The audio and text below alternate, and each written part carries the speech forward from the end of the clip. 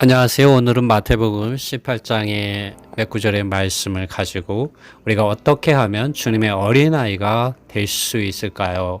라는 제목으로 오늘 말씀을 함께 나누겠습니다. 1절에서 5절의 말씀을 함께 읽겠습니다. 이 1절과 5절의 이런 말씀들, 제가 읽는 말씀은 뉴 킹 제임스 영어 성경을 번역한 것입니다. 1절, 그때 제자들이 예수님께 나와서 말하기를 천국에서 누가 가장 큽니까? 그러자 예수님께서 그분에게 한 어린아이를 부르셨고 그 아이를 그들 가운데 두시고 3절 말씀하셨다. 분명하게 내가 너희에게 말한다. 너희가 바뀌어져서 어린아이와 같이 되지 않으면 너희는 결단코 천국에 들어가지 못할 것이다. 4절, 그러므로 누구든지 이 어린아이와 같이 자기 자신을 겸손하게 하는 자마다 천국에서 큰 자이다. 누구든지 나의 이름 안에서 이와 같이 어린아이 하나를 받아들이는 자마다 나를 받아들이는 것이다. 네.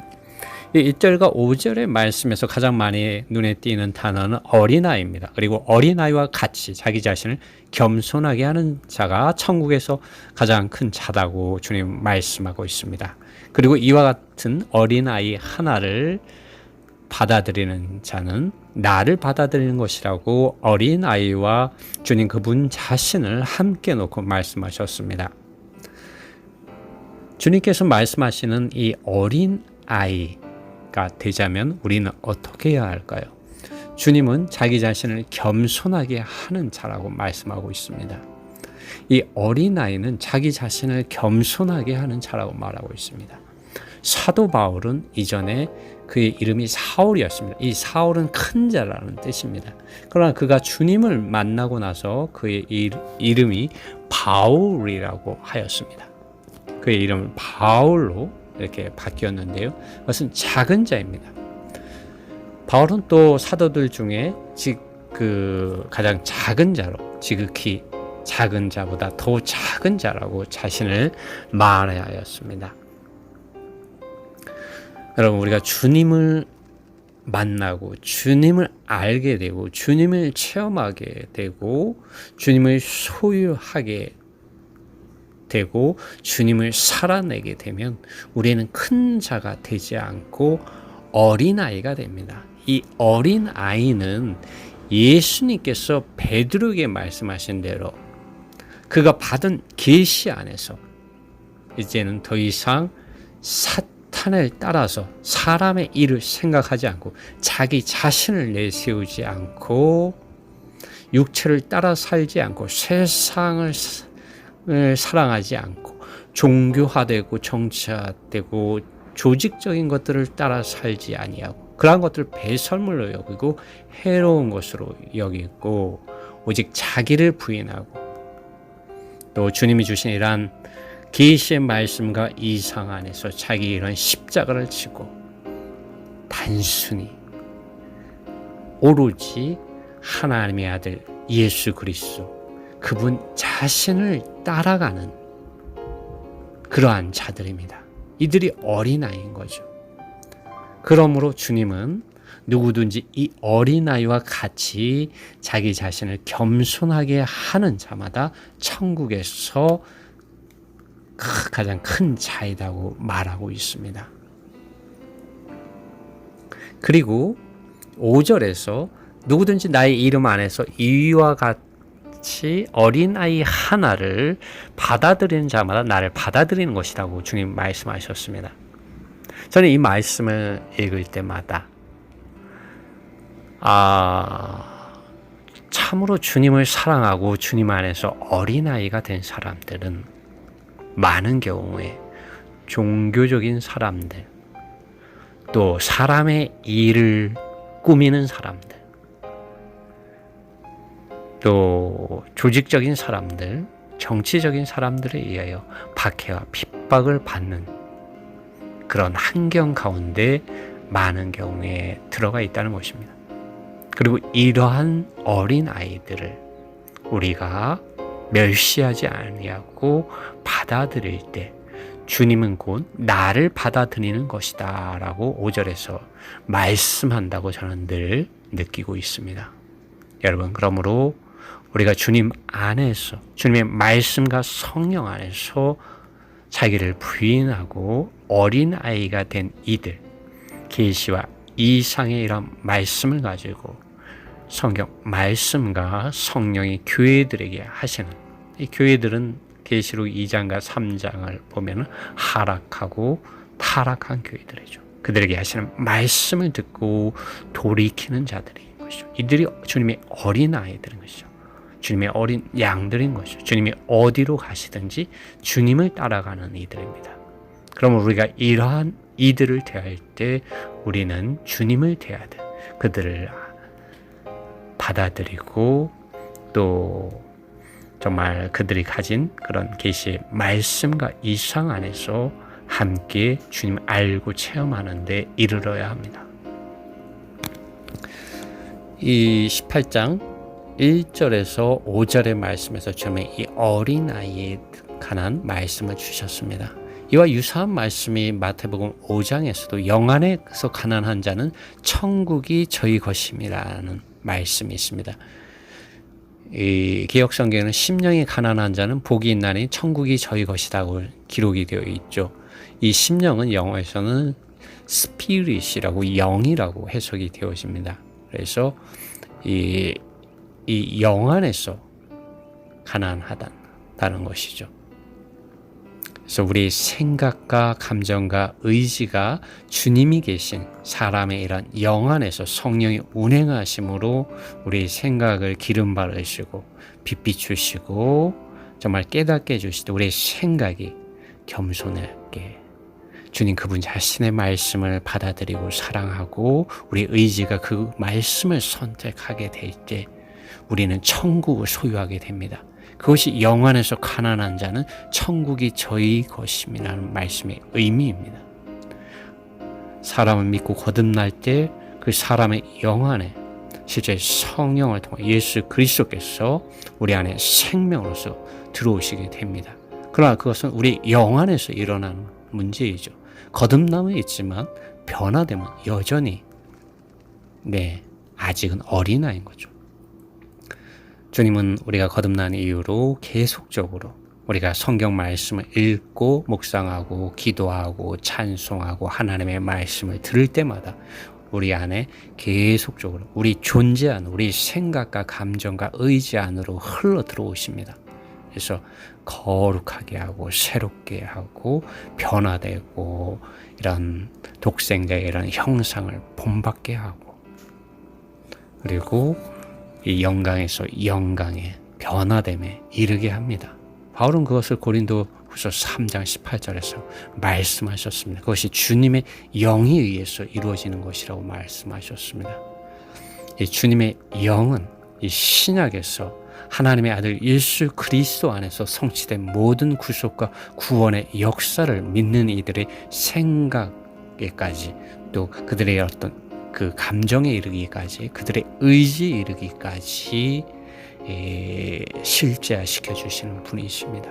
그러므로 바울은 우리가 성령을 따라서 살고 행해야 한다고 바울은 말하고 있습니다. 밖에 종교적인 것들을 따라서 살고 행하는 것이 아니라 우리가 영 안에서 우리 생각을 영 안에 둠으로 우리 생각을 낮추고 겸손하게 하여 하나님의 어린 양이신 그분을 따라야 된다는 것이죠. 그럴 때 천국을 소유하게 됩니다. 이러한 사람들이 주님이 보실 때 어린아이인 거죠. 바리새인들과 사두개인들은 결코 이러한 어린아이가 아닌 것입니다. 또 주님께서 이런 십자가로 아버지 하나님의 뜻에 순종하여 죽으시고 부활하신다는 것을 말씀하셨을 때 베드로의 천년적인 관념은 주님 절대 그러한 일이 당신에게 일어나지 않을 것입니다. 그렇게 해서는 안 된다고 주님의 꾸짖었죠. 그럴 때 주님은 사탄아 내 뒤로 물러가라 말씀하셨죠. 여러분 우리의 생각은 많은 경우에 거듭나기 전에 우리의 생각은 사탄의 이런 생각과 관념과 철학과 그 뜻을 표현하는 통로로 이용되어지고 있는 것입니다. 그러나 우리가 말씀과 성령을 따라서 살고 행할 때 우리는 그러한 것들을 부인하게 되는 거죠. 바로 우리 자신을 부인하게 되는 것이죠. 사탄은 계속적으로 우리의 자아를 자라게 하고 사탄을 살아내고 사탄의 생각과 뜻을 표현하게 하죠. 그러나 주님의 말씀과 성령 우리 안에 기름 바르시고 빛을 비추심으로 그것이 타고난 나의 옛사람의 자고 하나님과 원수된 사탄의 뜻을 따르는 생각이라는 것을 주님이 보여주시죠. 그것이 종교적인 생각이라는 것을 주님이 보여주시죠. 그럴 때 어떻게 합니까? 우리는 자기 자신을 부인하게 하고 부인하게 되고, 그리고 그 주님 그 십자가에서 우리 옛사람 예수님과 함께 끝났다는 것을 선포하게 되고, 예수 그리스도, 정말 우리의 생명이 되신 이 그리스도를 따라 살게 되는 것이죠. 이것이 어린아이의 실제입니다. 우리가 이러한 어린아이가 될 때 주님은 우리를 큰 자가 되게 하십니다. 이제 마태복음 18장 19절 말씀, 20절 말씀 살펴보겠습니다. 이 19절과 20절의 말씀은 이 땅에서 주님의 뜻과 일을 수행하는 데 있어서 그 단위가 크지 않다는 걸 말해주고 있습니다. 두세 사람이 그분의 이름 안에서 모인 곳에서 시작된다고 주님 말씀해주고 있습니다. 왜냐하면 이 주님께서 그분의 이름 안에 두세 사람이 모인 그들과 함께 계시다고 말씀하고 있기 때문입니다. 19절 읽어보겠습니다. 다시금 내가 너희에게 말한다. 만일 너희 가운데 둘이 땅에서 어떤 일에 관하여 동의하여 구하면 하늘에 계신 나의 아버지에 의하여 그들을 위하여 그것들이 이루어지게 될 것이다. 20절 왜냐하면 두세 사람이 나의 이름 안에서 함께 모여 있는 곳에는 내가 그들 가운데 있기 때문이다 라고 주님 말씀하십니다. 오늘 많은 사람들이 대집회와 큰 형식이란 집회와 예배를 사모하는데요. 그러나 주님은 여기서 두세 사람을 말하고 있습니다. 여러분, 우리가 어떻게 해야 하겠습니까? 여러분, 주님께서 이 땅에 오셨을 때 많은 경우에 늘 큰 군중들과 함께 집회를 하신 것이 아닙니다. 그분은 정말 12제자를 데리시고 또 성경에 기록된 많은 인물들을 보면은 그렇게 많은 사람들이 아닙니다. 그분께서 하시는 이런 집회 규모는 그렇게 크지 않았습니다.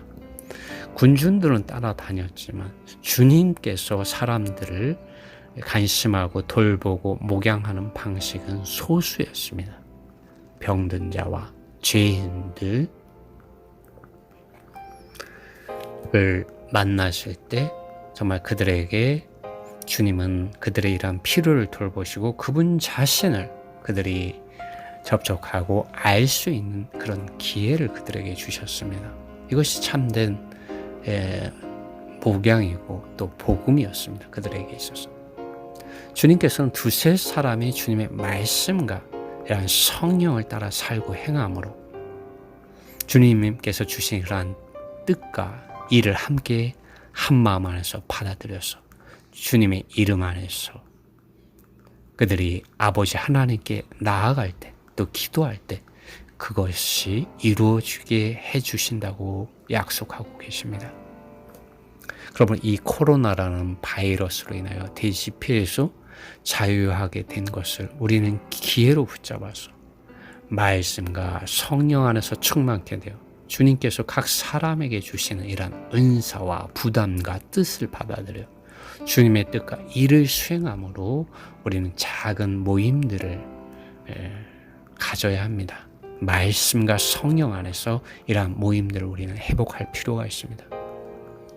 오늘 우리가 여기에서 성경 말씀을 읽고 묵상하고 기도하고 나누는 것, 또 혹은 찬송을 함께 나누는 것은 정말 놀라운 것입니다. 주님께서 이러한 말씀을 읽는 것에, 찬송하는 것에, 또 기도하는 것에 주님과 함께하고 계십니다. 할렐루야. 네, 이제 21절과 23절의 말씀을 보겠습니다. 21절의 말씀은 그때 베드로가 그분에게 와서 말씀드렸다. 주님, 나의 형제가 나에 대하여 죄를 범하였다면 몇 번이나 내가 그를 용서해 주어야 합니까? 7번까지입니까? 22절, 예수님께서 그에게 대답하셨다. 나는 너에게 7번까지라고 너에게 말하지 않는다. 오히려 70번씩 7번까지 하라. 33절, 내가 또한 내가 너를 불쌍히 여긴 것 같이 너도 너의 동료 노예들에 대하여 불쌍히 여김을 가져야만 하지 않았느냐. 네, 주님은 이 21절과 33절에서 이 용서에 대해서 말씀하고 있습니다. 우리는 이 말씀을 통하여 주님께서 우리를 불쌍히 여기시어 사랑하시고 용서하여 주신 것 같이 우리도 우리에게 빚진 사람들을 용서하고 사랑해야 함을 우리는 보게 됩니다. 구약에서 규례에 속한 이러한 계명의 율법은 긍휼이 없는 심판으로서 사람들에게 돌을 던지게 합니다. 사람들을 유죄 판결하게 합니다. 종교적인 사람들, 또 조직적인 사람들, 정치적인 사람들, 또 육체에 속한 사람들, 또 자아가 충만한 사람들이 있습니다. 또 세상을 사랑하고 쫓는 사람들은 하나님께 속하지 않았으므로 형제를 사랑하지 않으며 용서하지 않습니다. 이들은 사람을 따르는 자들이고 또 사람을 차별하는 자들이고 사람을 이용하는 자들이고 그 형제를 쫓아내는 자들이고 그 형제를 죽이는 이들입니다. 우리는 말씀과 성령 안에서 주님의 순수한 어린아이들이 되어 주님께서 말씀하신 대로 70번씩 7번까지 우리는 정말 우리의 형제 자매들을 용서하고 사랑할 필요가 있습니다. 물론 우리가 용서한다고 해서 내가 용서한다고 해서 용서할 수 있는 것, 사랑할 수 있는 것이 아닙니다. 이것은 우리가 주님 안에서 어린아이가 됨으로 가능한 것입니다. 왜냐하면 우리가 주님 안에서 우리의 생각과 우리의 사랑과 우리의 뜻이 주님을 받아들일 정도로 겸손해지지 않는다면 우리가 어떻게 나에게 잘못한 사람들을 용서하고 사랑할 수 있는 그러한 마음을 가질 수가 있겠습니까? 우리는 이 말씀에서조차도 우리가 주님 안에서 참으로 낮아져야 되고 주님 안에서 참으로 내가 끝나야 된다는 것을 우리는 보게 됩니다. 그럴 때 우리는 주님께서 말씀하신 대로 70번씩 7번까지도 우리를 사랑할 수 있는 예수 그리스도의 사람, 예수 그리스도의 증인으로서 나타날 수가 있습니다. 참고적으로 요한일서 3장은 10절로 14절에서 이 사랑에 대해서 말합니다.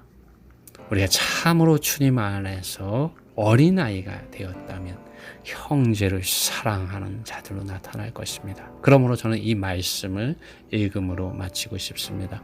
3장 10절 말씀, 이러므로 하나님의 자녀들과 마귀의 자녀들이 나타나나니 무릇 의를 행치 아니하는 자나 또는 그 형제를 사랑치 아니하는 자는 하나님께 속하지 아니하니라. 12절 말씀, 가인같이 하지 말라. 저는 악한 자에게 속하여 그 아우를 죽였으니 어찐 영구로 죽였느냐. 자기의 행위는 악하고 그 아우의 행위는 의로움이니라. 13절 말씀, 형제들아 세상이 너희를 미워하거든 이상히 여기지 말라. 네, 여기 형제들 누구입니까? 주님 안에서 이전에 자기 자신을 구성하고 있는 종교적인 세상과 또 타고난 천연적인 지혜로운 뛰어난 이 옛사람의 자아, 또 세상을 사랑하는 이러한 자아, 종교적인 세상으로 포장되어 있는 이러한 자아들, 이러한 세상을 끊는 형제들인 것이죠. 그래서 13절에 형제들아 세상이 너희를 미워하거든 이상히 여기지 말라. 세상은 미워하죠. 하나님의 아들 예수 그리스도를 미워할 뿐 아니라 예수 그리스도 안에서 어린아이가 된 사람들을 미워합니다. 우리 이것을 이상하게 여기지 않습니다. 형제들아 세상이 너를 미워하거든 이상히 여기지 말라. 14절 말씀, 우리가 형제를 사랑함으로 사망에서 옮겨 생명으로 들어간 줄 알거니와 사랑치 아니하는 자는 사망에 거하느니라. 우리가 형제를 사랑함으로 주님 안에서 어린아이가 된 이러한 형제들을 사랑함으로 자기를 부인하고 자기 십자가를 지고 하나님의 어린 양을 따라가는 이러한 형제를 사랑함으로 사망에서 옮겨 생명으로 들어간 줄을 알거니와 사랑치 아니하는 자는 사망에 거하느니라. 이러한 말씀의 실제가 우리 안에 있기를 원합니다.